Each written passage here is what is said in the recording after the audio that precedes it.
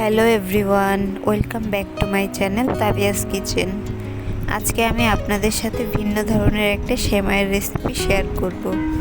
আজকে করে দেখাবো নবাবী সেমাই। এই সেমাইটা খেতে অসম্ভব মজার হয়ে থাকে।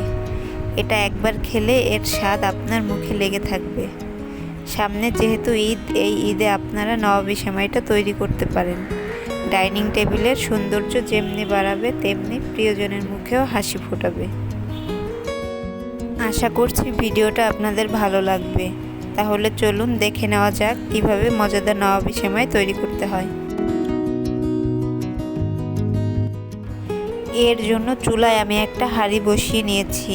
এর মধ্যে দিয়ে দিচ্ছি 2 টেবিল চামচ পরিমাণ ঘি। ঘিটা গরম হয়ে সুন্দর একটা ফ্লেভার ছড়ালেই এর মধ্যে অ্যাড করে দিচ্ছি কাজু বাদাম, পেস্তা বাদাম এবং কাঠবাদাম, আর দিয়ে দিচ্ছি কিশমিশ। এই সব কিছুকে একটু ভালোভাবে ভেজে নিচ্ছি।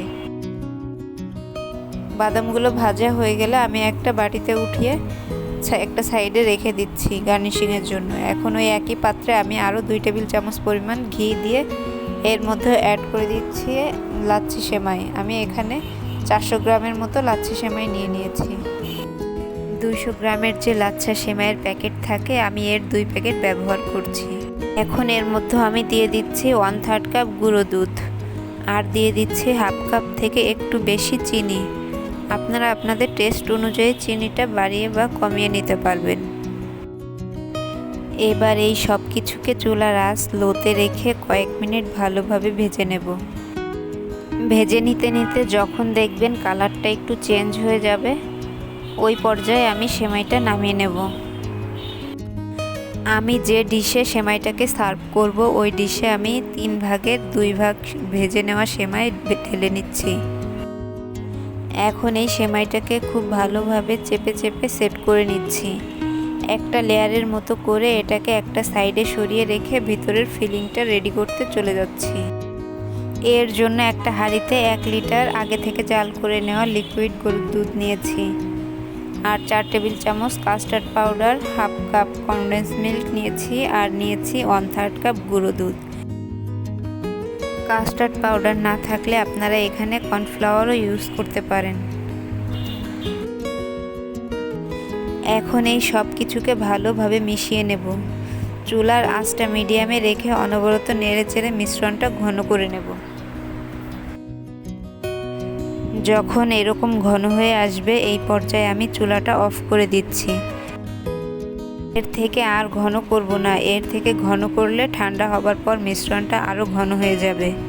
মিশ্রণটাকে নামিয়ে নিয়ে সরাসরি যে লেয়ারটা করে রেখেছিলাম তার উপর ঢেলে দিচ্ছি।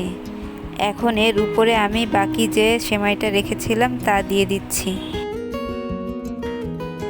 সব জায়গায় সমান করে আমি সেমাইটা ছড়িয়ে দেব।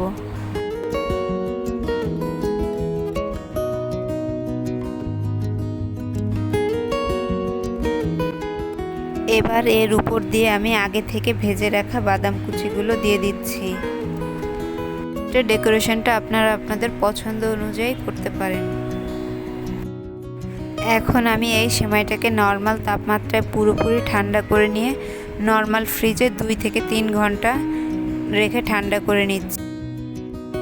এই সেমাইটা ঠান্ডা ঠান্ডা খেতেই বেশি ভালো লাগে। নবাবী সেমাইয়ের নিচের লেয়ারটা কিছুটা নরম, ভেতরটা ক্রিমি আর উপরেরটা ক্রিস্পি হয়। খেতে ভীষণ টেস্টি। আশা করছি নবাবী সেমাইয়ের রেসিপিটা আপনাদের কাছে ভালো লাগবে। সামনে ঈদে এই নবাবী সেমাইটা একবার হলেও বাসায় বানিয়ে সবার মন খুশি করতে পারেন। নতুন আরও একটি সুন্দর রেসিপি দেখার আমন্ত্রণ জানিয়ে আজকের মতো এখানেই বিদায় নিচ্ছি।